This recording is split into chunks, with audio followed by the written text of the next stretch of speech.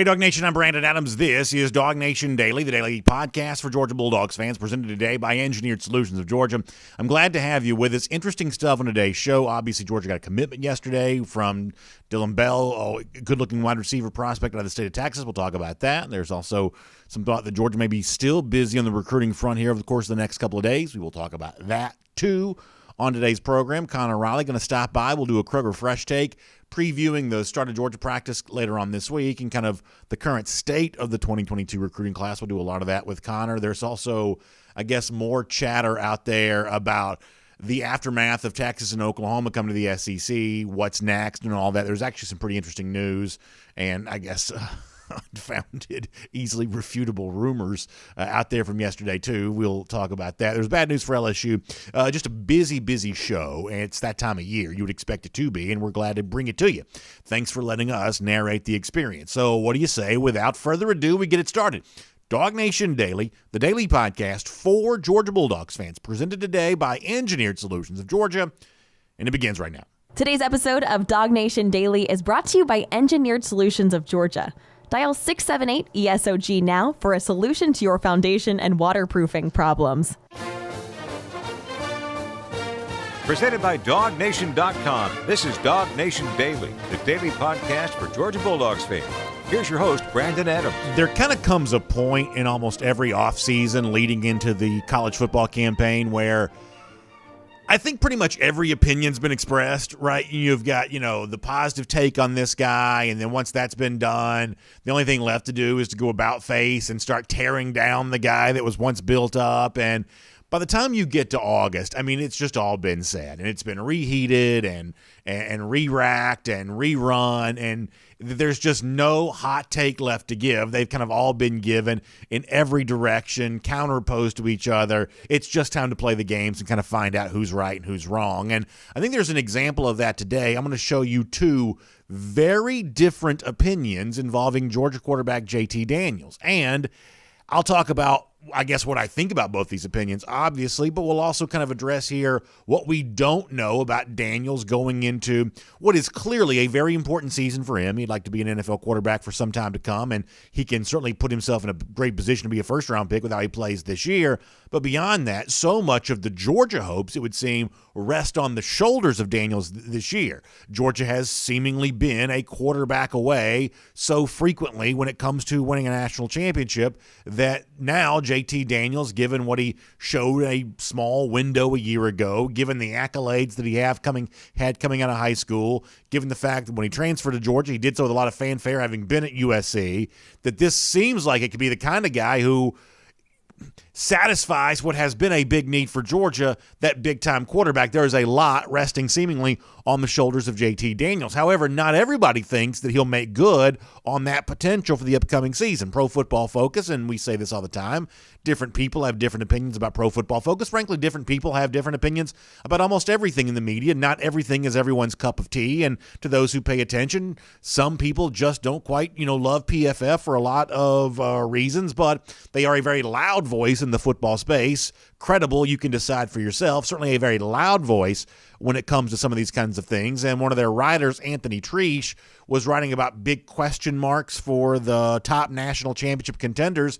And when it came to Georgia, which is obviously on the shortest of short lists for national championship contenders for the upcoming year, Treesh put the spotlight squarely on JT Daniels in terms of the big question facing Georgia here this year. Treesh apparently is not much of a fan of Daniels. Let me read you a couple of sentences, and when I post the show later on today, I'll put a link to the full commentary because it's actually fairly detailed, but I can't show you the whole thing. We don't have 6 hours to do this. So let me just give you a couple of sentences here. Treesh writing of Daniels, that he certainly has the arm to hit go-to balls along the sideline, or I should say go balls, along the sideline, and takes his downfield shots. But listen to this from Anthony Treesh. Temper any hype of him leading Georgia to a national championship.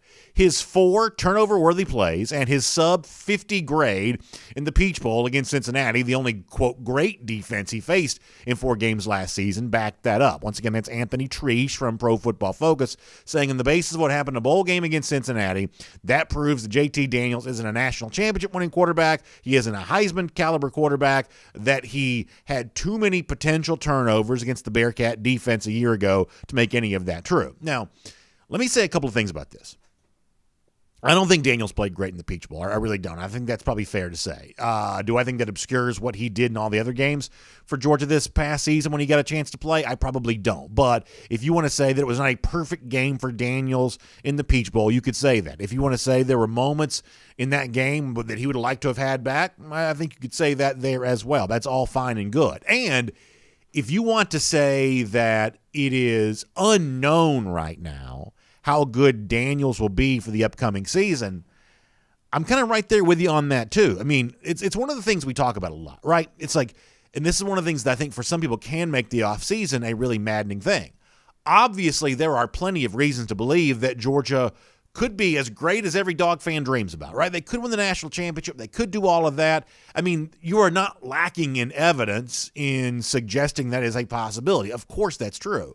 But at the same time, I mean, a lot of that does rest on Daniels, and, you know, as the guy at Pro Football Focus kind of also talked about, there's still a lot about him we don't know. Small window of performance against as quarterback at Georgia. Go back to his time starting as a freshman at USC. That wasn't necessarily great based on the metrics you want to look at there. There's a chance had he stayed in L.A., he would not have been the starting quarterback anymore. Keaton Slovis possibly overtook him for that job. Those are all things that, you know, guys like Anthony Treesh have brought up, and to agree, that's possibly true. I mean, I can't guarantee you. I wouldn't be willing to stake my reputation, my career, my home, my mortgage. I wouldn't be willing to put all of that on the table to guarantee that JT Daniels is going to go out there and perform at the top end of his projection for the upcoming season. I'm just like all of you. We're all in the same boat on this. We're very curious to see if what is a possibility actually ends up coming true.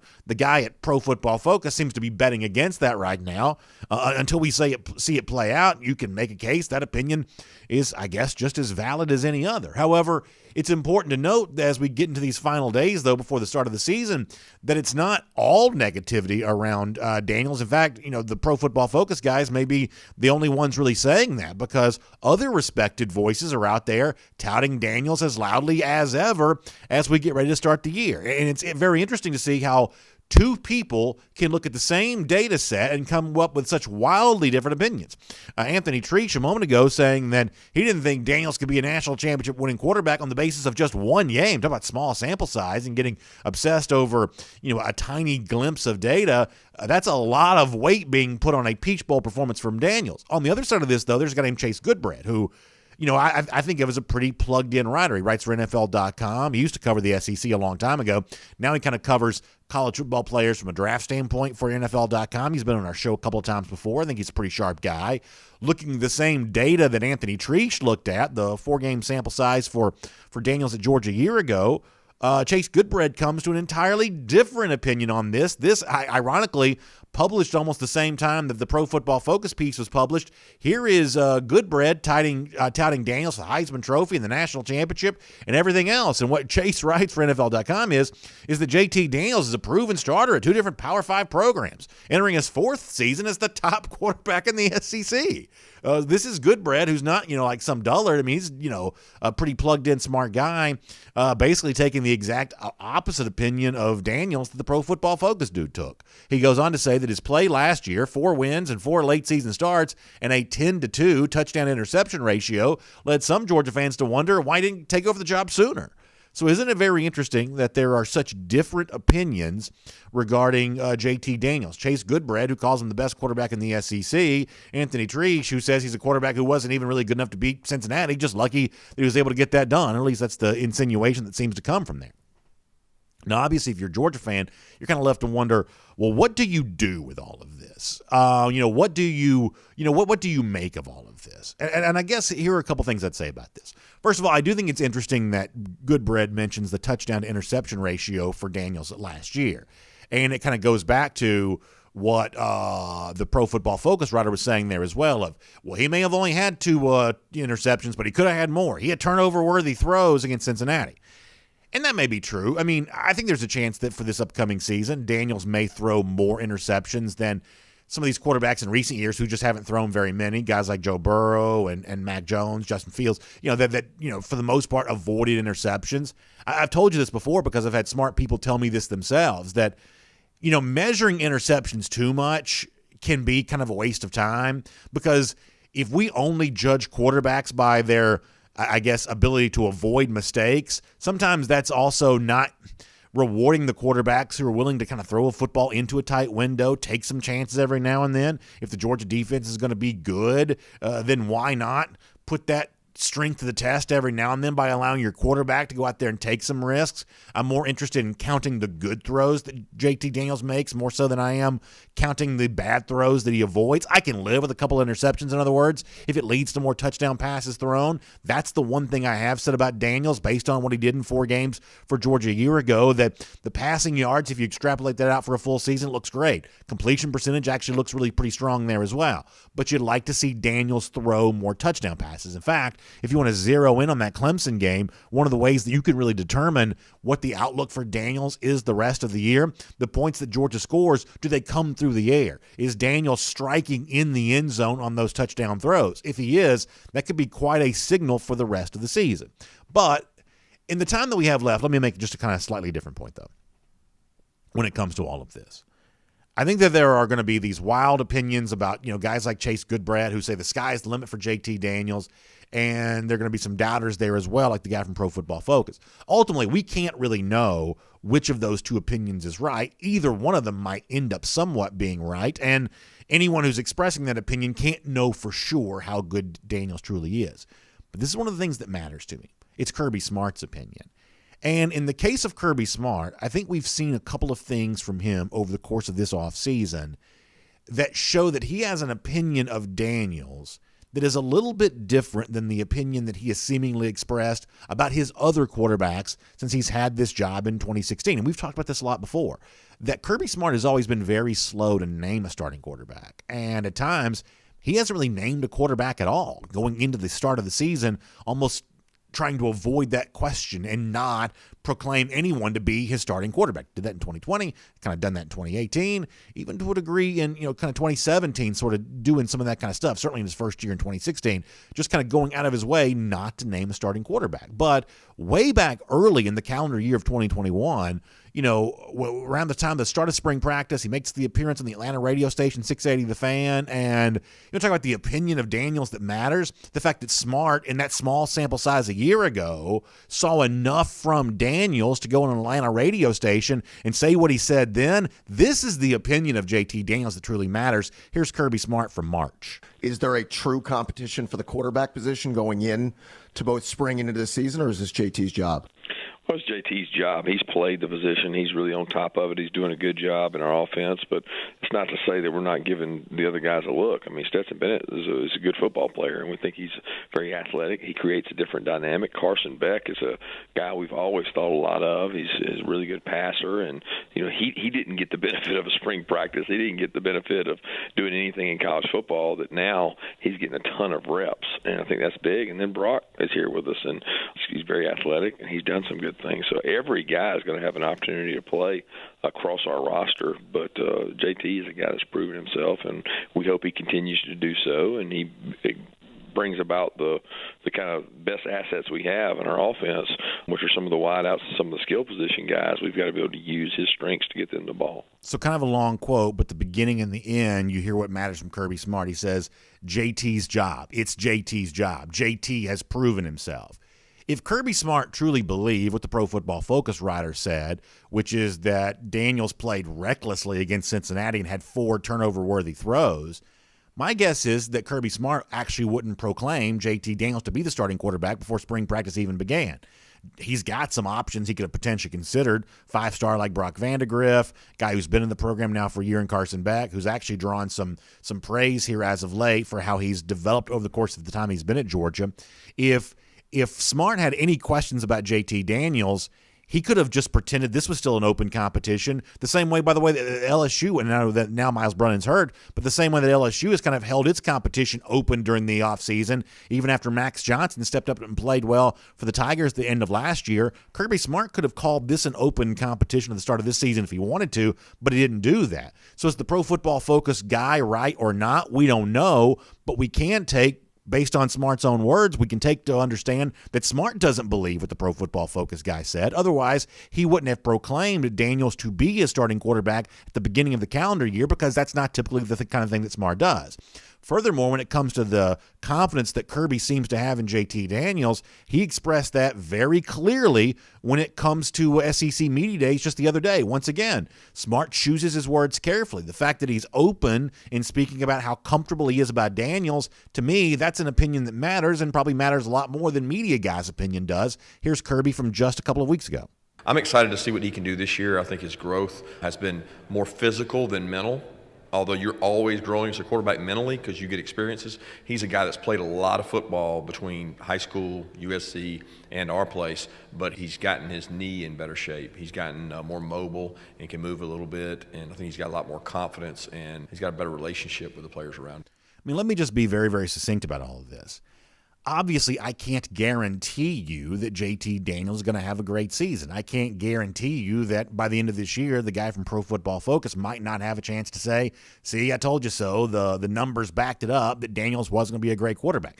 I can't guarantee you that won't happen. But as a fan, someone who cheers for Georgia and wants Georgia to win, the fact that Smart is showing an uncommon level of confidence in his quarterback, saying things about him going into the start of the upcoming year that he hasn't always said about his quarterbacks in the past, I kind of take that to be good news. And I kind of take that as a little bit of a hint that by the end of the year, Georgia fans may feel pretty good about what JT Daniels does this season for the Bulldogs. My name's Brandon Adams, and this is DawgNation Daily, the daily podcast for Georgia Bulldogs fans, presented today by Engineered Solutions of Georgia, and glad to have you with us no matter how you get to us today, live on video, 10 a.m., Facebook, YouTube, Twitter, Twitch, also right there at the top of the page there at DawgNation.com. By the way, we've got some really fun stuff coming to our platform on DawgNation.com, some stuff we've never done before, and I'm really excited about doing this in the days to come. We'll be telling you more about that, but for those of you that are tuning in, watching it right there, on DawgNation.com. Really appreciate you being there for that. Of course, radio on Athens Sports Radio 960 The Ref, podcast form, Apple, Spotify, everything else. However you get to us, thanks for being with us here today. Big thanks to our friends at Engineered Solutions of Georgia for making it all possible. That's the solution that you should turn to for any foundation or waterproofing issue you might be dealing with. ESOG is a solutions-based company. What that means is that they really dedicated themselves professionally to solving those kinds of problems for you. Now, when it comes to water creeping into your house, basement, garage, crawl space, whatever else, or those cracks you see in your foundation, believe it or not, sometimes these things are just simple fixes, and that'd be the case, they'll tell you about it. But also, sometimes when it comes to the structural integrity of your home, it's a little bit more of a substantial fix there as well. All the more reason to have Engineered Solutions of Georgia doing great work for you, because they've got 2 full-time engineers on staff, smart people who really know all the ins and outs of what kind of keeps your home standing and waterproof and all the things that we need it to be, those of us who enjoy living indoors. These are important things, and ESOG can help you out with all of that. They're also proud partners of UGA. That makes them fun to do business with. Longtime friends of ours here at DawgNation Daily, and nothing I appreciate more than those of you who've been so supportive of those who've supported us. I'm greatly appreciative of that. And so my advice to you, if you see something that you need to have seen about, well, Engineered Solutions of Georgia is the one you turn to for foundation waterproofing needs. Give them a call, 678-ESOG-NOW. Dial that number, 678-ESOG-NOW. That'll get you in touch with Engineered Solutions of Georgia. All right. We'll get Connor Riley here coming up in just a moment for a Kroger Fresh Take today. A lot to do with the Dogs as they get ready to start practice later on this week. But for now, let's go around the doghouse. It's presented today by our friends at Georgia's own credit union. And obviously, there's a lot going on at the moment when it comes to UGA recruiting. Georgia got a commitment yesterday. 3-star wide receiver out of the state of Texas. His name is Dylan Bell. I'll show you a very nice edit on social media to celebrate that. By the way, great job by DawgNation. Also had a great edit for that there as well. This is the one that Dylan shared on his own Twitter feed there. So good-looking stuff from Dylan Bell. And the comparison we made yesterday is, and this is probably an obvious comparison, but given the buzz a guy like Adonai Mitchell earned during spring practice this past year and the praise that he's kind of gotten on the heels of coming to Georgia, you kind of feel like Dylan Bell could potentially travel a similar path there for UGA. At least that's what you're hoping on this. I mean, listen, here's the thing I've got to be honest about. I get accused all the time of being like this big stargazer when it comes to recruiting, right? Always fixating on the 4-star recruits, the 5-star recruits, and I can't pretend that I haven't spent a lot of time doing that. So to act like none of that stuff matters now would be disingenuous. I'm going to really try hard not to be disingenuous. However, this is just factually true, that when you look at the landscape of college football, you actually see a good number of receivers who've really achieved at a high level that were not elite recruits. Chris Olave from Ohio State, maybe one of the best in the country, not an elite recruit. Oklahoma has had a ton of these over the recent years under Lincoln Riley, even guys who are, barely rated at all who've gone on to have great success. Not every receiver that's dominated for Alabama was a 5-star. Even they are a little bit of an example of that there too, that the receiver position is one of those positions that if you've got a skill set to work with, you can be coached up. We've seen that happen before, and in the Todd Monken offense now, that's what a guy like Dylan Bell's going to have a chance to do. This is a player that Georgia really likes and has chosen to bring in.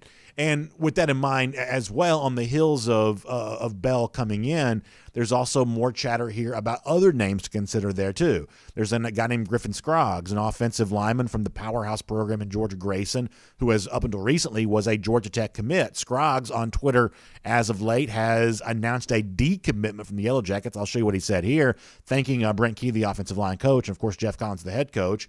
But he says that he's decommitting from Georgia Tech. He wants to, kind of move on and look about the rest of his football future. And there has been a lot of talk as of late that the next spot for Scroggs may be Georgia. That may come sooner rather than later. Back in June, by the way, when Scroggs announced that he had gotten an offer from UGA, one of the guys that has worked with him as his personal coach, Willie Anderson, you may remember from the Auburn Tigers football program. I think he also played NFL for the Bengals, a great offensive lineman for a long time. Anderson, who's worked with Scroggs, says that he and another coach have been working with this kid since the 9th grade, yelling from the rooftop to any coach who will listen that this dude's a beast. 6'5", agile, flexible, tough, and a winner. I told his family the way he works this day was coming. So obviously, Willie Anderson, the great former offensive lineman who now works with him as a personal coach, celebrating the fact that got the offer there from the University of Georgia. And a lot of folks think that the decommitment from Georgia Tech means that he's about to accept that offer from Georgia, maybe commit to the program. Once again, an example of kind of what we're seeing here, which is that Georgia's making some interesting evaluations right now, giving some guys a chance to earn their way under this roster because of how they've worked hard and performed this summer, what they've shown over the course of their high school career. I've said before, I think these are great stories. I do like the idea of guys getting a chance to earn their way into a situation. That's what Dylan Bell may have done yesterday. That's what it seems like Griffin Scroggs on his way to doing right now.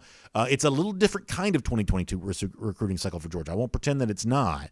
But certainly some very impressive young men are making good on some high school and lifelong dreams right now, and certainly you love a chance to see that. So there is a lot going on right now with UGA recruiting, and obviously we'll try to follow it all and figure out what it all means as we head towards start a high school season coming up very, very soon, and guys like Griffin Scroggs going to go out there and show on the field what they've been showing behind closed doors to these coaches so far this summer. That is Around the Doghouse. It's presented today by our friends at Georgia's Own Credit Union, and Georgia's Own Credit Union's got such a great thing that I want to make sure you know about right now. They're providing a great service to all their clients anyway, and one of the great things they're doing right now is giving you a chance to get one of those Georgia's Own Visa Signature and Platinum cards.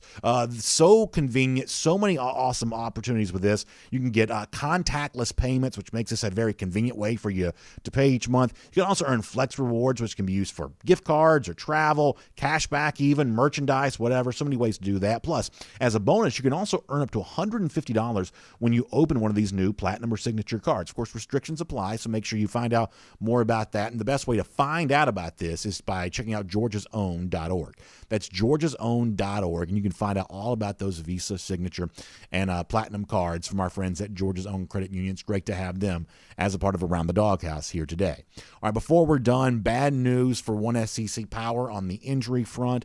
Also, a lot of continued fallout from the official announcement that Texas and Oklahoma at some point are on their way to the SEC. We'll cover that all today. We've got a funny golden shoe coming up there as well. But for now, on everything else related to the start of practice for the Dogs, the current state of the 2022 recruiting cycle, and everything in between, let's talk to our buddy Connor Raleigh as a part of a Kroger Fresh Take.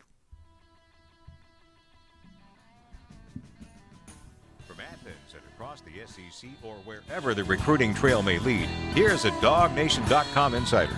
We will say hello to Connor Riley here. Kroger Fresh Take time with him, and there is a lot going on, whether it be the start of practice, very, very close on the way for the Dogs, or a lot of movement right now with the 2022 recruiting class. In some cases, names that maybe weren't a big part of our chatter in the early stages here, but have worked hard, have earned their way into the field of vision for the Georgia coaches, and they're being honored for that. Connor, let me begin with that if you don't mind. Dylan Bell yesterday, a guy that some of us have kind of gotten acquainted with pretty fast, an in-state guy like Griffin Scroggs, who's obviously now very much squarely seemingly on the radar for UGA. What do you make of where things kind of stand with the 22 class? It still feels like a little bit of a different kind of cycle than maybe we would have experienced pre-pandemic. Yeah, I think guys like Dylan Bell and guys like Griffin Scroggs are where you look at maybe Georgia's past track record and how they've developed lower-ranked recruits and judge from there what you think about them. I think with Dylan Bell, you look at the success of Donnie Mitchell, a guy that Dylan Bell knows, sort of we've seen so far. Maybe that gives you some encouragement about what we're going to continue to see out of the wide receivers going forward. Big body guy, I think that's something Todd Monken really likes and looks for in his wide receivers, and I think Bell can fill that need. With the offensive line, look, it was always going to be a really difficult recruiting cycle in terms of getting those high-end superstar prospects because they've recruited the offensive line so incredibly well for the last two cycles. So they're going to have to take some guys who might be a little bit more developmental and not quite ready to play right away. But you look at guys like Justin Schaefer, Warren Erickson, Solomon Kinley, guys who weren't highly rated recruits and still developed and have gone on to become big-time players for this Georgia program. And as I said a moment ago before you joined us, that I'm trying not to be a hypocrite on this because, like, one of the things that I get just ragged on all the time for is being a little bit of a stargazer, 4-star, 5-star. We just like talking about those kinds of guys in the show. And frankly, we like mocking Florida and programs like that for not getting those kinds of players. I mean, we've cast a lot of lots in the direction of, making a big deal about recruiting rankings. So at a time right now when Georgia seems to be trusting its own evaluations and not worrying too much about recruiting rankings, I can't all of a sudden pretend like I've never cared about recruiting rankings because clearly I have. But I do think it's a great story. If a guy like, Griffin Scroggs, for instance, who we may be talking more about in the days to come, if a guy like that has had a dream of coming to Georgia and has, whether it be with Willie Anderson, the great respected offensive line coach, former great offensive lineman, or in his own high school program, if a guy like that has worked his way to this point, that's still a great story. Even for somebody like me who almost never scrolls past like the top 100 names on the 24/7 Sports Composite Player rating, that's still a great story when a guy like that puts in the work to get to this point, because there are a lot of people who've tried to do that and you just can't get there. You just can't get the attention that you want, either because God didn't bless you the right size or the whatever else, or it's just hard to work hard enough to get a school like Georgia to be interested. So the fact that Scroggs has, or the fact that Dylan Bell has, I think that says something pretty impressive about them. Yeah, it's funny. Griffin Scroggs checks a lot of boxes that I think older Georgia fans would maybe have looked for in the past. Plays at Grayson High School, Georgia product, a guy who, might be a little bit better than his ranking sort of indicates. And so, the lower third here to take us inside baseball says, does UGA 2020 recruiting class have momentum? I guess in some way, yes, Georgia was always going to have to fill those spots. The thing I look for going forward with this class is just going to be, how do they close? How do they close with guys like Jaheim Singletary, who is now a 5-star uncommitted prospect? How do they close with Travis Starr and Walter Nolan? Are they able to get a big-time receiver like Luther Burden as well? Because they're going to need, I think, a wide receiver to come in and play right away next year.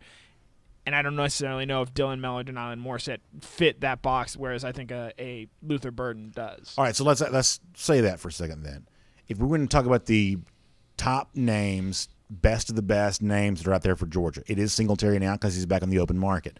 Shaw and Nolan, we've talked about a ton. You can, I guess, include Bear Alexander still in that if you want to.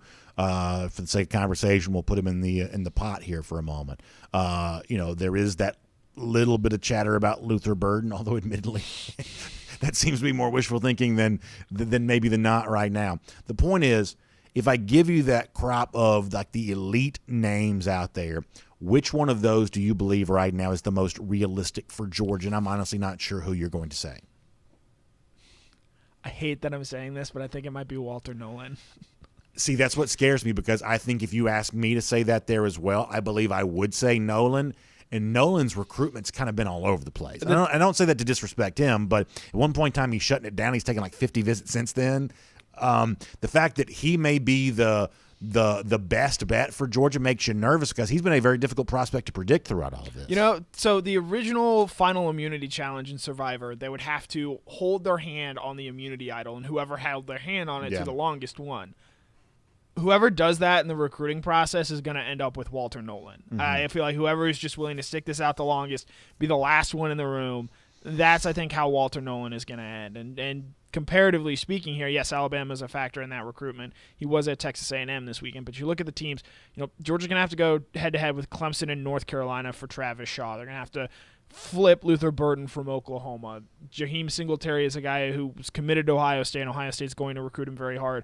Miami is also a contender in his recruitment there as well. So looking at the other sort of challengers around as well, I think that does sort of factor into where Nolan ranks, at least on my board. And then obviously Bear Alexander, who I will note did tweet out his Georgia offer first, seems very close to Gunnar Stockton. Mm-hmm.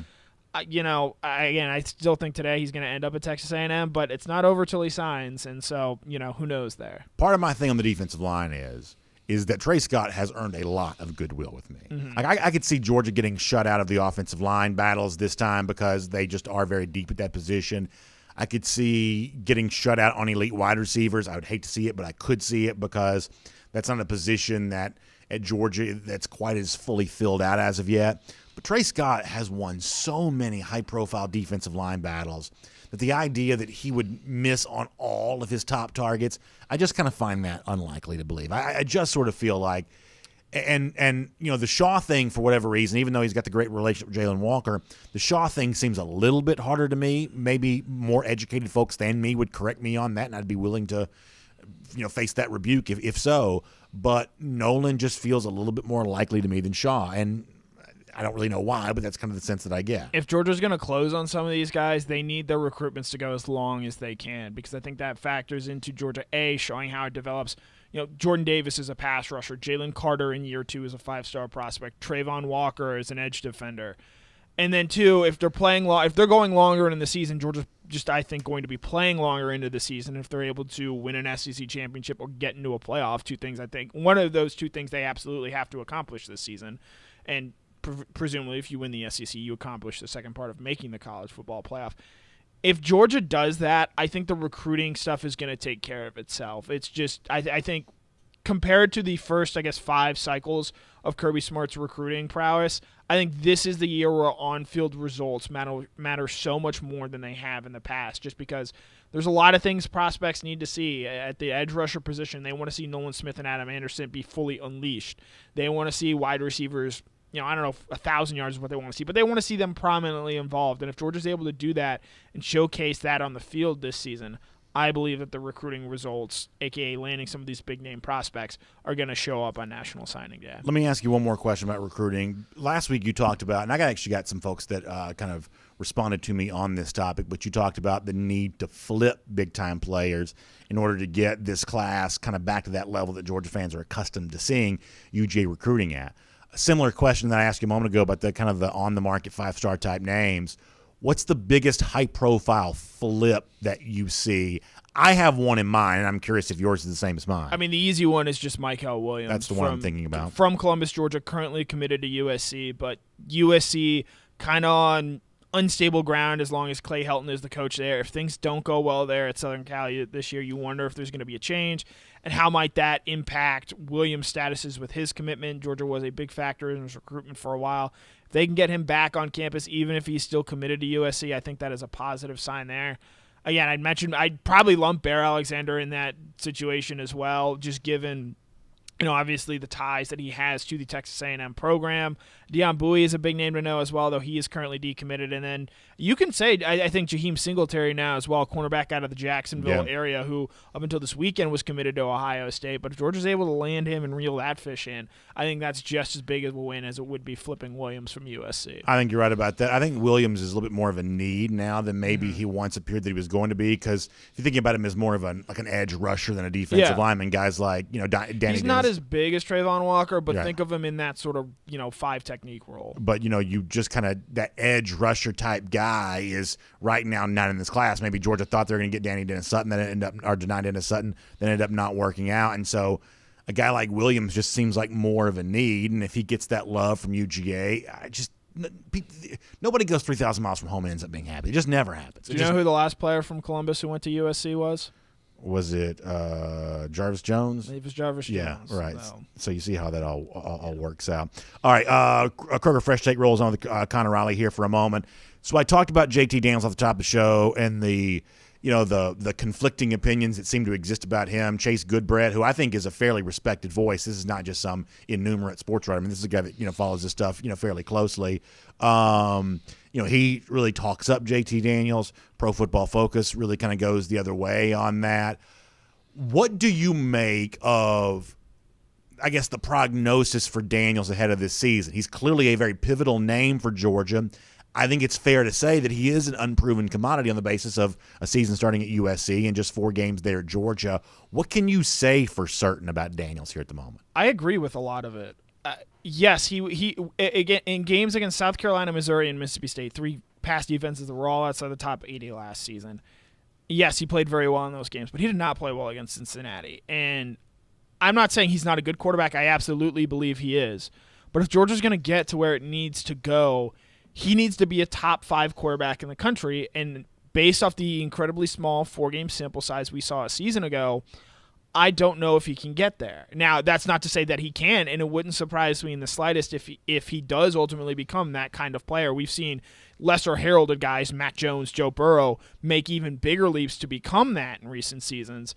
But I certainly, while I don't fully endorse some of the criticism around Daniel, specifically from those pro football frauds, I do think that there is some things I want to see JT Daniels do and improve on, and we're going to get to see it in the first game of the season against Clemson. Yeah, I think that's pretty true there as well. And I'll also say this is like Kirby has just, and I said this a moment ago, he's just treated JT so differently. Even a year ago, with Jamie Newman in comparison to what Georgia had at the time, a Daniels that was not healthy enough to play because he didn't play. A guy like Dwan Mathis, who I'm not going to bash, but was not quite ready to be a starting quarterback at a place like Georgia.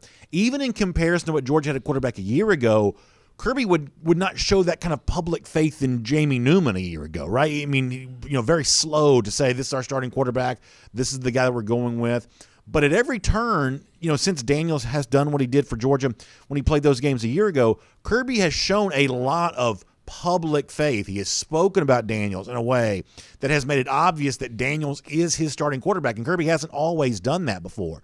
That at least means something to me. It doesn't guarantee that Daniels has the kind of season that Georgia needs for him to have to win a national championship, but it at least means something to me. I'd argue, other than after the Florida game in 2019, Kirby rarely showed this sort of public acceptance of a quarterback that he did with Jake Fromm that he has with JT Daniels. I think there's Kirby has a very comfortable sense of what JT Daniels is and what he can do for this program. And because of that, I think he's also, again, this is his 6th season as a head coach. He has learned that, okay, maybe I can relax the reins on these quarterbacks a little bit, given they are already so developed when they come in here, just with the proliferation of 7-on-7 passing tournaments. So the game has changed quite drastically since Kirby Smart took over as head coach. And I think the way he has treated JT Daniels, the way he has publicly endorsed him, publicly pumped him up, I think that's probably shows a little bit of evolution on Kirby Smart's part of how he has handled the quarterback position at large. I also think this, with a set of statistics that suggest the door could swing either way for JT Daniels, to me, it just puts the spotlight even more so on Todd Monken.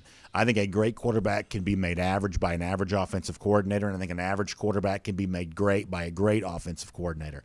I have always believed that Todd Monken is more important for Georgia than JT Daniels, that Monken makes Daniels for the good, for the bad, whatever else, that Steve Sarkisian turned Mac Jones into the kind of quarterback that almost no one thought he would have been if he was not in that offense a year ago. I just think Monken and the offense that he gives Daniels is more important than whatever Daniels gets out of what Todd Monken provides for him. Yeah, we've had this argument many times. You're either a Joe Brady guy or you're a Joe Burrow guy. You are clearly on the side of Joe Brady. I'm a little bit more on the side of Joe Burrow just because while I certainly understand the points you're making and agree with a lot of them, Daniels is still going to be the guy making the throws at the end of the day, and ultimately that comes on him. And there are a couple areas where I think he can easily improve. You look at the downfield accuracy, ball placement. Those are areas where if he gets just a little bit better, you think back to those two big throws in the Peach Bowl to Arian Smith and George Pickens.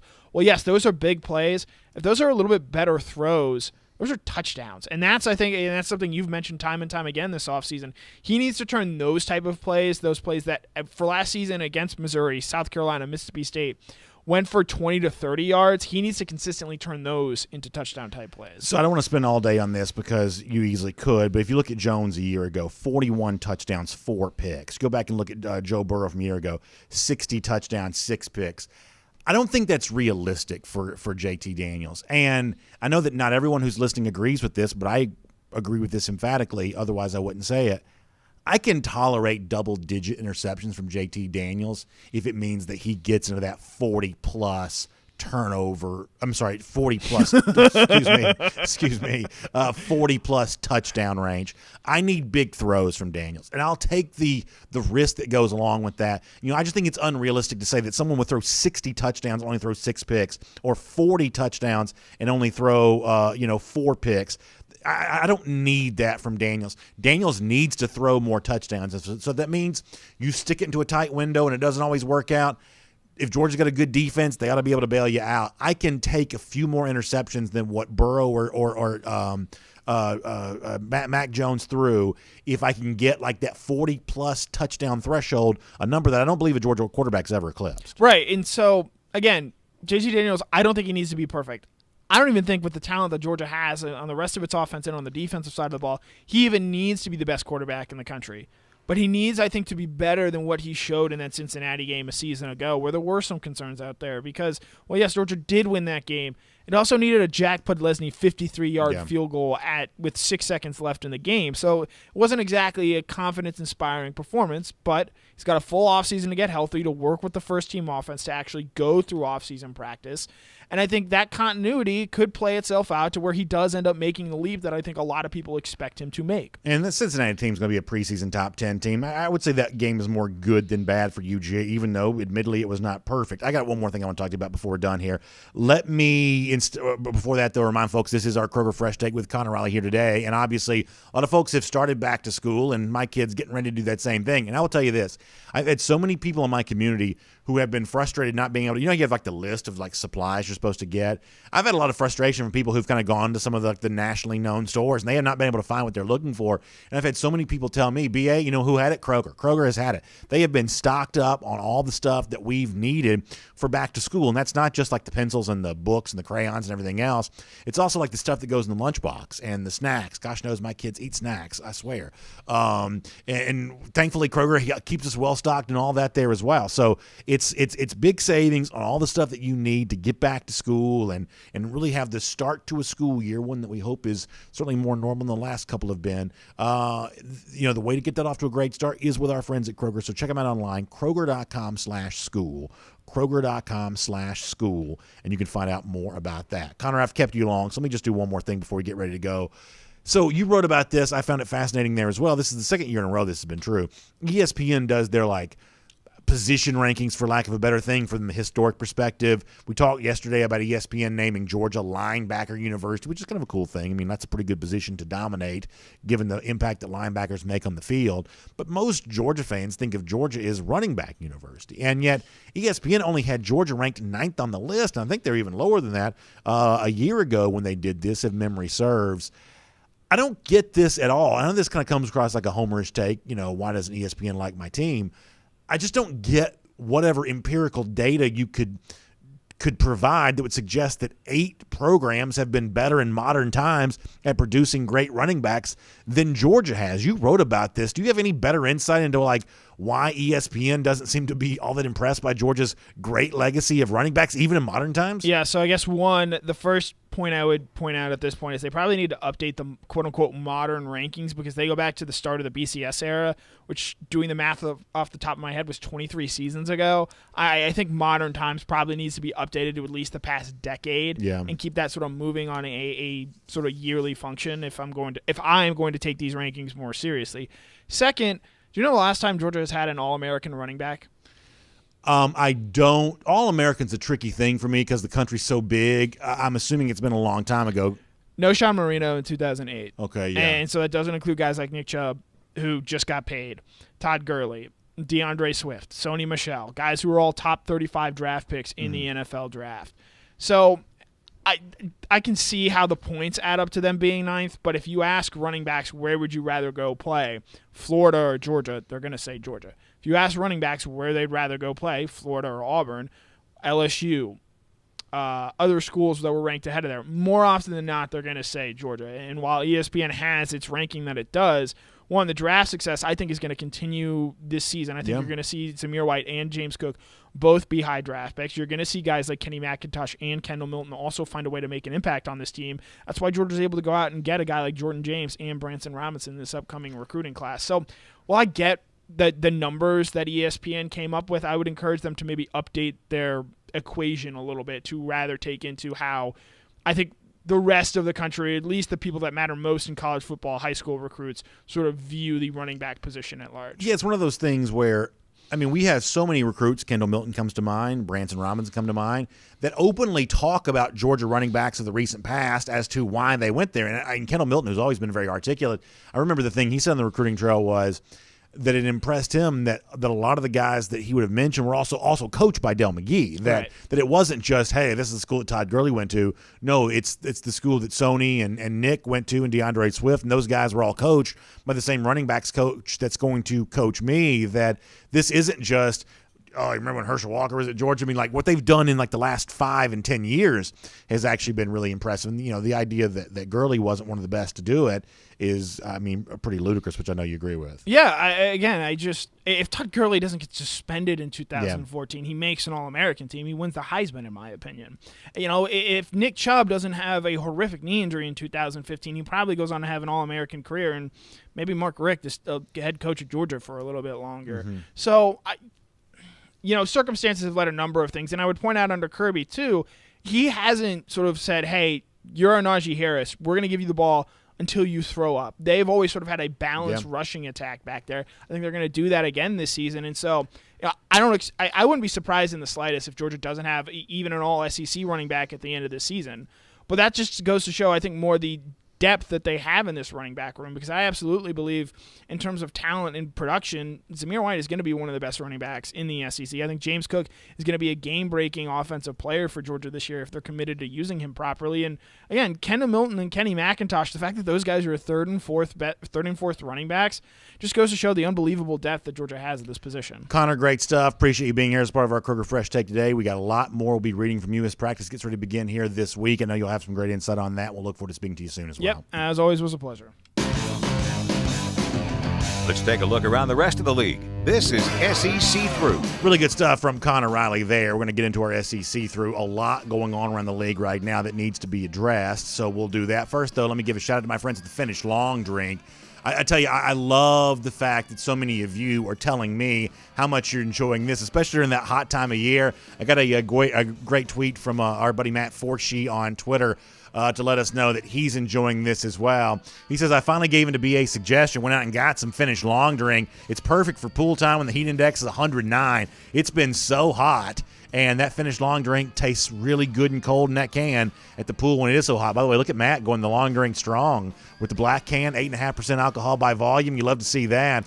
That's a great thing. We appreciate Matt and all of you who've given our friends at the Finish Long Drink a try there as well. And, you've got all kinds of varieties you can try there as well.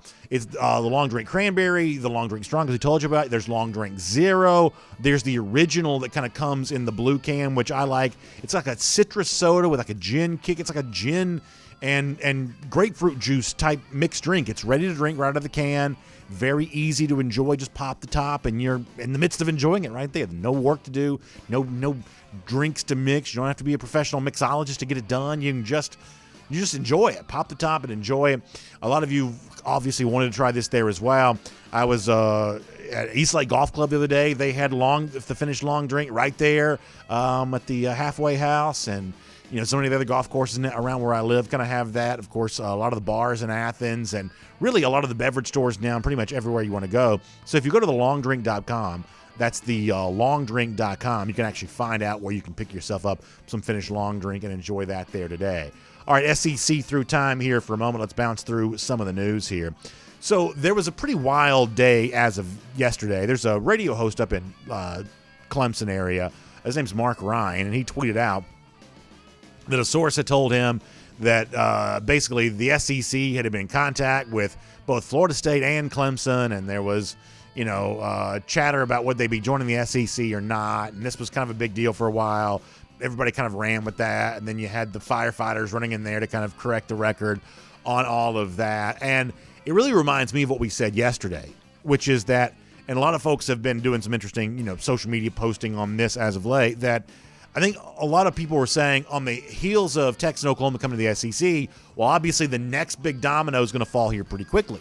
But the more and more you get into this, the more you realize that no, some of those dominoes may not fall quite as quickly as you think. That the ACC, which you call the Grant of Rights Agreement, which for lack of a better phrase is its media rights deal, extends well into the 2030s, like 2035, 2036, some number like that.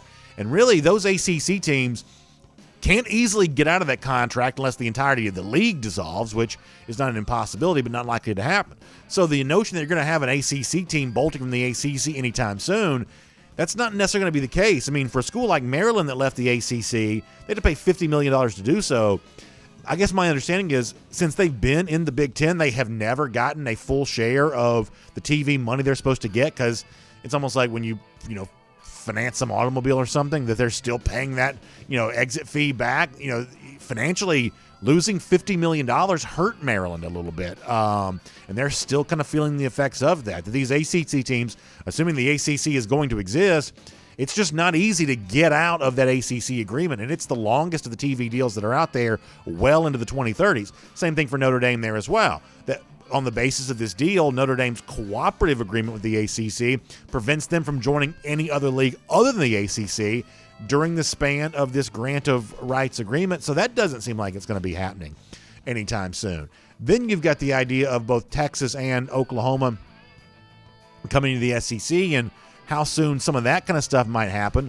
All of a sudden, there's some kind of smart chatter out there that while they are obviously coming to the SEC, the notion that that's happening sooner rather than later, maybe that's not quite the case on some of this kind of stuff anyway, because CBS is kind of being pointed to on this, and unless CBS is ready to get out of the game early. Remember, CBS, part of the issue that they had with the SEC to begin with is that CBS didn't give a boost to the SEC's TV contract when it added Missouri and Texas A&M the last time. Basically, they said, okay, great for doing that, but our contract with you is the same because CBS was already in all 50 states as it was. There was no additional value to them, at least they thought in their mind. So CBS likely won't be ponying up more money for Texas and Oklahoma, their lame duck contract anyway. So all of a sudden you start to see, well, this ACC expansion raiding the ACC, that may not happen. Texas and Oklahoma leaving the Big 12 right away, there may not be much of a financial motivation to do that prior to the expiration of the grant of rights from the Big 12. So I think smarter people now are kind of stepping up to say, slow down on everything that you think is about to happen in college football in terms of the SEC growing by leaps and bounds beyond Texas and Oklahoma, Texas and Oklahoma playing in this league as soon as 2022.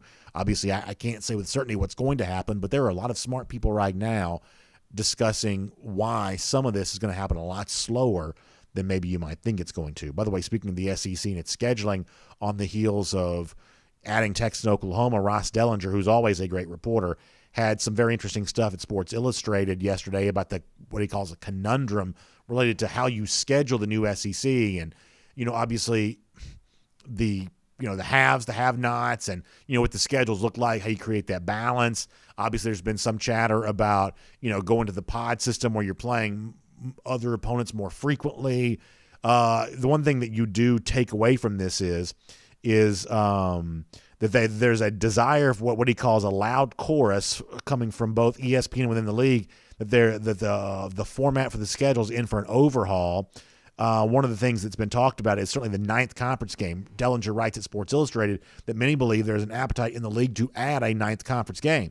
The 10-game conference only slate last fall has been described as a smashing success, especially for the TV partners. Not only does it guarantee 8 more conference games, But with 2 new blue bloods entering the league, it guarantees more big-time matchups for a linear product that's losing subscribers. So the one thing you can certainly see here is the idea of adding a 9th game to the schedule, which is going to be weird because that means, and I guess the NFL's about to have the same thing happen there as well. As they move to an odd scheduled number, you're going to have more home games and more road games in different years. But that's the one change from a very good story from Ross Dellinger that you might see. This is not necessarily surprising to anybody, but the SEC moving to potentially a 9-game conference schedule when they add these other 2 teams officially. One of the teams that's obviously always a big factor in scheduling because they are a tough opponent is LSU. LSU, however, got bad news yesterday, and I hate this for the young man, and I also hate this for the drama that was potentially building. I had been a big believer that for the Tigers this year, Max Johnson was going to eventually be the starting quarterback, and I was frankly curious to see if I was going to be right about that.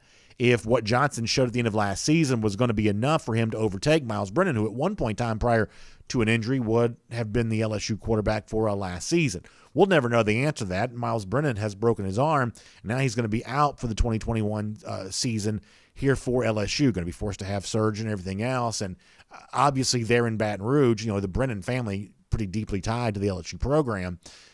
There are a lot of folks at LSU wonder, will they ever even see Miles Brennan as a starting quarterback at LSU, given the fact that he's just had a hard time staying healthy here, the latest example of that. So this is some quarterback depth that is eaten into a little bit for LSU. Max Johnson may have still been the LSU starting quarterback. All of a sudden now, though, you start thinking about a guy like Brennan, who may have been a very capable backup. Now, if you're LSU, you're thinking about somebody different, whether it be Garrett Nussmeier, probably the impressive incoming freshman quarterback. He may be tabbed in that role. You'll remember that TJ Finley, who got some experience starting for LSU a year ago, has now moved on to Auburn. So LSU, which at one point in time seemed fairly deep at the quarterback spot, all of a sudden now that depth takes a big hit after the injury from Miles Brennan. And then finally, I wish I had all the audio and stuff to play for you. It's one of those things that's a little bit convoluted to get into, but there was a hearing in the Texas legislature yesterday with the president of the University of Texas. It's basically to kind of find out what was going on with Texas moving on the SEC. It's like one of these sort of classic political grandstanding things. I don't think there was really anything that was ever going to come from that. It was just something the politicians wanted to do. But some of this stuff was so funny, whether it be one of the legislators kind of deadpanning about Texas moving on to the SEC because they're basically tired of getting beat by TCU. They'd rather lose to Alabama than lose to TCU. Some other university figures kind of talking about how Texas, some people think they think too highly of themselves. They actually don't think highly, they think too lowly of themselves, basically saying they have low self-esteem. There was some really strong stuff in all of this. Always great drama at the intersection of Texas football and politics. Yesterday was a really pretty good example of that. Very funny stuff. I'll put a link to maybe some of this kind of stuff when I post the show, but pretty funny stuff yesterday as Texas got raked over the coals for its decision to leave the Big 12 and go on to the SEC by the Texas legislative body. Pretty interesting stuff there with that. We'll make that your SEC through. I guess the other thing that came from that, no big surprise, is that Texas at least had internal discussions about other leagues other than the SEC, possibly the ACC, possibly the Big Ten. Probably shouldn't be surprised about that, but ultimately, clearly, they made the decision that the pursuit of the SEC was the best for them, and obviously made sense for the SEC to get involved in that situation there, too. How about our Gator Hater roll call right now? We'd love to give out a golden shoe for those who mock the Gators in a great way, and our buddy Forestry Dog, who always posts his content in the comment section at DawgNation.com, has got a great one. We showed yesterday the very silly video of Dan Mullen dancing. Forestry Dog, and frankly, my screenshot of this doesn't do it justice because what he put at DawgNation.com is fully animated. It's Mullen dancing. He's got the big clown shoes on, which you can't see from that. Clown face, clown hair. Forestry Dog is one of our better ones. That's great, great stuff from Forestry. Good job. Golden shoe winner for today. But a Gator Hater countdown, 88 days from right now, Dogs get some revenge over the Gators. We'll see you tomorrow. DawgNation Daily, presented by Engineered Solutions of Georgia. And on video. Time now for the R.S. Andrews cool down. Air conditioning, heating, plumbing, electric. You can trust R.S. Andrews to do all that for you. They'll show up on time. They'll do the work that's promised for the price that's promised. And they will just do some good stuff for you. I believe we started on Facebook yesterday, so let me go on YouTube first today. As I'm pulling them up, please check out R.S. Andrews online at rsandrews.com.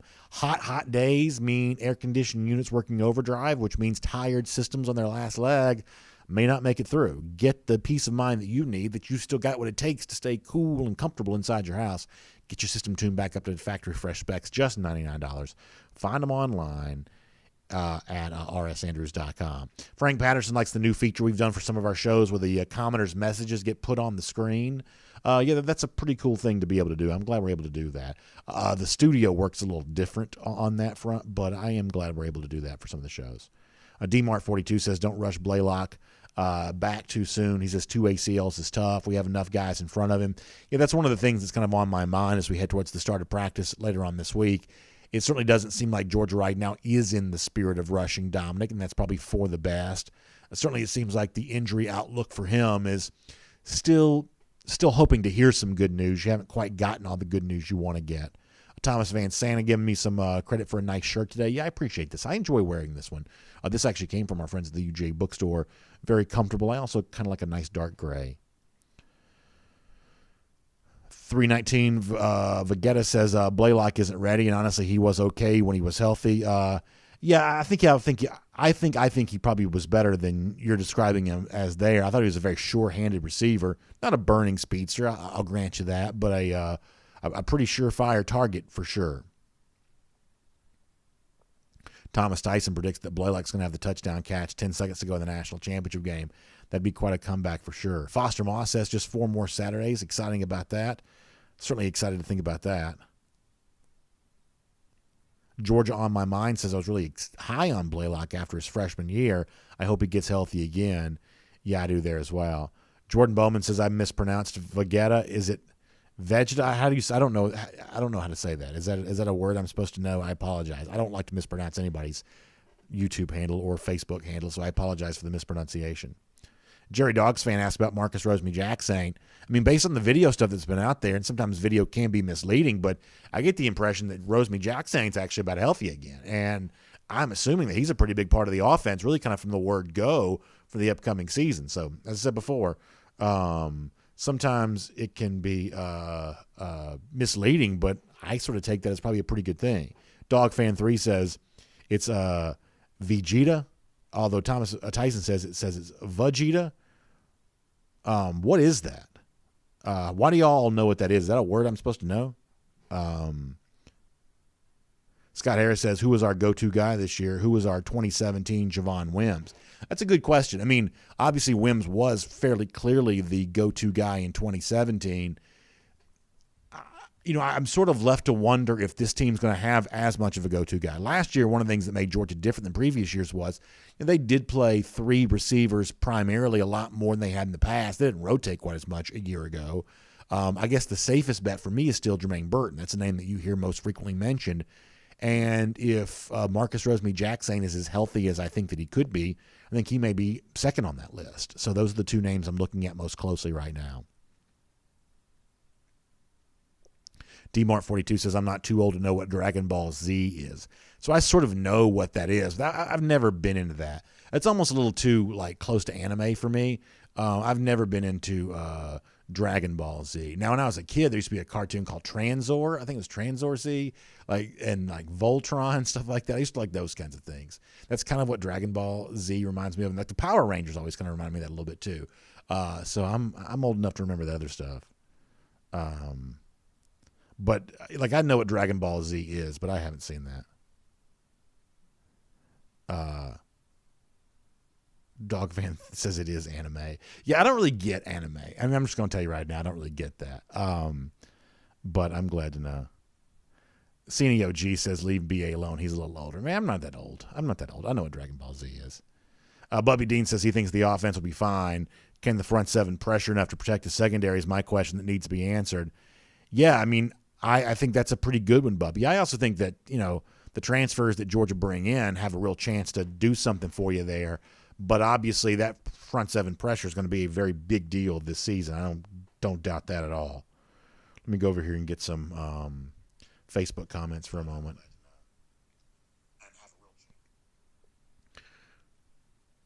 All right, let's see what else. Keith Vold says, I'm a Legend of Zelda guy. So did y'all know this? And y'all probably do. So I've always been a big baseball card guy. I like sports cards, baseball cards, football cards, things like that. And it's kind of interesting the way that like these old Nintendo cartridges are now collected and traded like sports cards, and they get graded like sports cards. Like these old like original Zelda things. I think I saw a Zelda the other day that sold for $100 and something thousand or something like that. You know, the unopened cartridge in the case in like mint condition and graded as so. Like those things are hot collectibles now, which I think is a really cool thing all the way around. I also, listen, you give me an old school like original Nintendo or like even a Super Nintendo, I still enjoy those games for sure. Iris Carter asked, why do you think Kentucky is getting all this buzz? Part of it is because and this is not like a media conspiracy, it's just, I think, true. The media really likes Mark Stoops. The way that Dan Mullen used to be at Mississippi State, the coach that the media loved, the media kind of likes to have its coach who does the most with the least, and that's always the person the media kind of enjoys praising. And at one point in time, Dan Mullen was that at Mississippi State. Since he's moved on, I think that Mark Stoops kind of occupies that corner right now. There are a lot of people who just really, really like Stoops. And like the one thing that I do think makes Kentucky a little bit of a tough out, you know, Georgia last year where they beat them 13-0, it was not an easy game for Georgia, although they did win in shutout fashion. I think it was shutout. Was it 13-0? Like the one thing that I think that people like about Kentucky is they have a firmly established brand. They play pretty good defense. They have a pretty good offensive line, and they run the ball very well. And this year they may even run it better than normal because they have Chris Rodriguez, who's getting a lot of hype, a little bit like what Benny Snell would have gotten there a couple of years ago. That's the other thing that people like. They like teams who have an established style of play consistently that shows up. And really the truth is Mark Stoops has probably won more pretty good recruiting battles than you might think. Some of that's been in Florida. A lot of that's been in like Southern Ohio. You know, if you go to Kentucky, you're almost in Cincinnati by the time you get there. So, you know, there's that area around that Southern Ohio region that Kentucky's actually done pretty well in. They've had better recruiting success than you might think. So that's some of what Kentucky gets, is that here's a coach that's dedicated to, you know, stocking a good defense. Stoops is a good defensive mind, you know, putting together a good offensive line. They had a good offensive line, one of the better ones in the SEC, before they brought in Derek Rosenthal, the, you know, guy who would have started for LSU, and now he's at Kentucky there as well, and they run the ball too. So they kind of have that going for them, kind of an established brand. No, you know, unknown at quarterback, they typically are, but that's kind of where some of that love, I think, comes from. Dustin Chase Hester says, who do you believe would be the starting wide receivers? So as far as being on the field the most, I mentioned Burton and Rosemy-Jacksaint. That'd be my two, which leaves the third. Is it Arian Smith, Eric Gilbert? I guess it comes down to Smith or Gilbert as far as the other two would go there on that. I've said before that I'd like to still see Gilbert line up some at tight end. I do believe that if he's solely a wide receiver, then I do believe that Darnell Washington may end up being Georgia's third leading receiver this year. That he's a guy that would crack that top three in receiving yards playing the tight end position just because of how good I think he could be. I also think the outlook's really strong for a guy like John Fitzpatrick there as well. Fitzpatrick is a guy that's been here for a while that Georgia fans kind of know a little bit more about, have gotten used to. But I think that he could still have a very positive outlook there too. But you asked about receivers, and so that'd be the two names would be easy to give you. Rosemy-Jacksaint and Burton. Of course, that's assuming Rosemy-Jacksaint is healthy. And then you got to think about Kearis Jackson in the mix there as well. So I guess I'd probably say Kearis third. Obviously, that's leaving out Eric Gilbert and Arian Smith. But I think those are my answers. Sure to be wrong. Burton, Rosemy-Jacksaint, Kearis Jackson. I believe that's what I'm going with, although maybe not. Tam Harrell says A.D. Mitchell might surprise some folks. Yeah, I'm totally open to the idea of that. I really am. I don't think Georgia would have targeted Mitchell as much as it did during G-Day if it didn't think that Mitchell had a chance to be a real player on this team this season, even though you had guys not playing and, you know, things like that. I mean, they just threw the ball to Mitchell over and over and over again. I think that's telling, right? And it backs up with what we heard during the spring. That's always really interesting to me because sometimes the buzz doesn't actually match up with what your eyes see, and you're left to wonder, well, who was the one that was generating all this buzz? And then sometimes when you hear, and we did hear this a lot, A.D. Mitchell's doing good in practice. A.D. Mitchell's having a good spring. And then lo and behold, when we saw it with our own eyes, that's exactly what had happened. And so yeah, I mean, if you want to say that Mitchell cracks that top 3 by the end of the season, I would say that's entirely possible there too. John Hendrick says wide receiver room is rock solid. Yeah, it looks really good.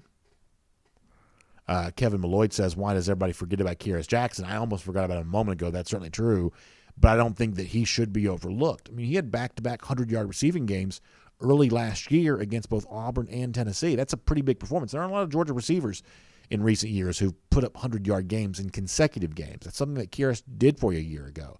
I think Kearis has a lot of value for sure. Let me try to say, is it Vegeta, 319 Vegeta again? Hopefully I got that right. He says, I still can't get past the bowl game. Is our optimistic outlook this year based on a fluke win against a lesser opponent? Bama would have taken Cincy to the shed. Maybe they would, but, I mean, this is still going to be a preseason top 10 team. And I'm talking about Cincinnati. And I'm not telling you that win alone should validate Georgia as a national championship contender. The truth is, the thing that validates Georgia as a national championship contender is they've finished, top 5, top 10, X number of years in a row. They are a proven commodity over the course of a number of years. Still haven't broken through to win a national championship, but have certainly been a major player on the scene long enough to have some certainty here. But I do think that the win against Cincinnati is probably a little bit better than you think it is. I mean, I don't think that Cincinnati was one of the 4 best teams a year ago, but there weren't very many teams in the country who would have been a big favorite over Cincinnati either. That was a pretty good team. And, Georgia got the win. You can say they had to scrap to get it and you had to kick a field goal to do so. And maybe Daniels had some throws that he'd like to have had back. I think that's all true. But the win itself, I think, is probably pretty good. JC excited about seeing Arian Smith dominating some man coverage this year, and I think that could be pretty fun there as well. Jerry Dogs fan says he misses watching Spurrier take his frustration out on his visor. Yeah, that was always pretty funny. Always pretty funny.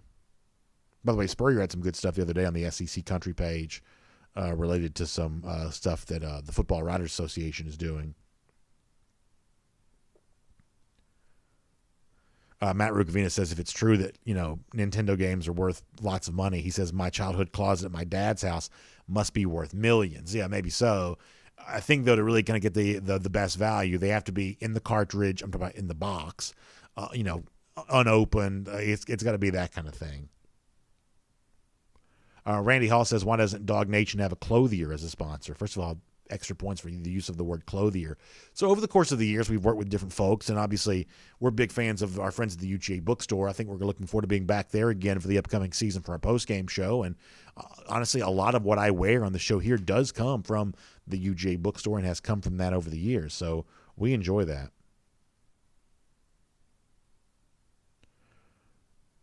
John Benton says, by the way, it's good to see John in the comment section. I feel like we haven't seen John in a little while. He says the difference this year is our quarterback offensive coordinator combo, and I think that's right.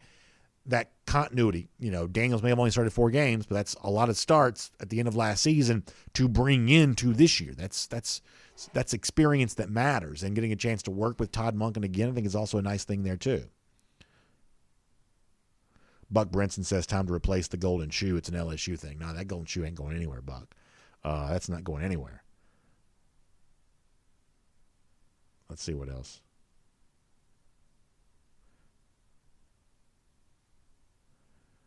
ZTB Dog says, what specifically does UGA have to do to be at the Bama level?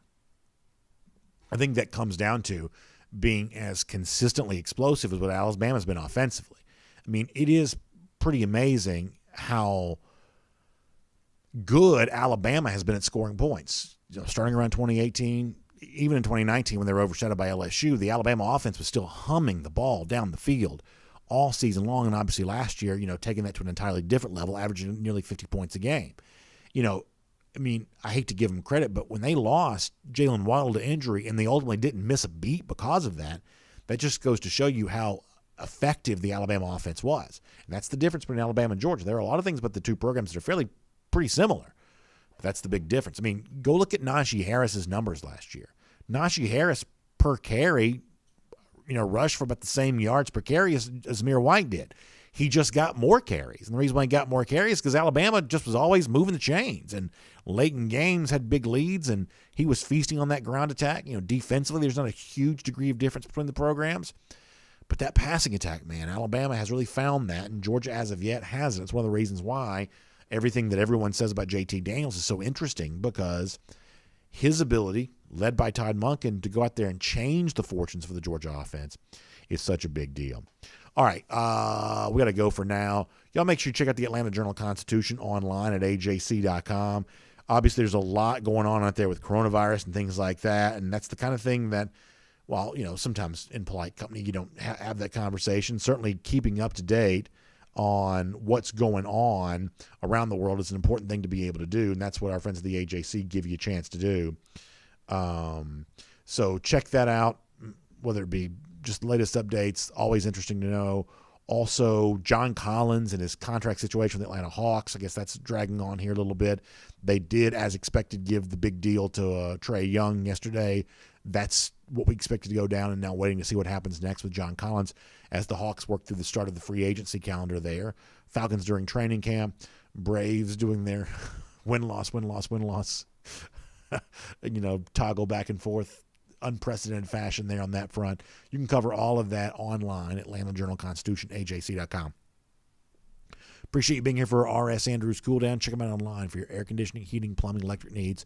You can find them. They'll show up on time. They'll do the work that's promised, the price that's promised. Story after story, they've delivered smiles, and they can deliver one for you. rsanders.com to find out more about that. Plus, Go With the Flow, presented by R.S. Andrews, returning later on here this football season as well. So that's going to be really fun. Have a good day. See you tomorrow. DawgNation Daily, presented by Engineered Solutions of Georgia. We'll talk to you then. For more DawgNation videos, check out youtube.com/DawgNation.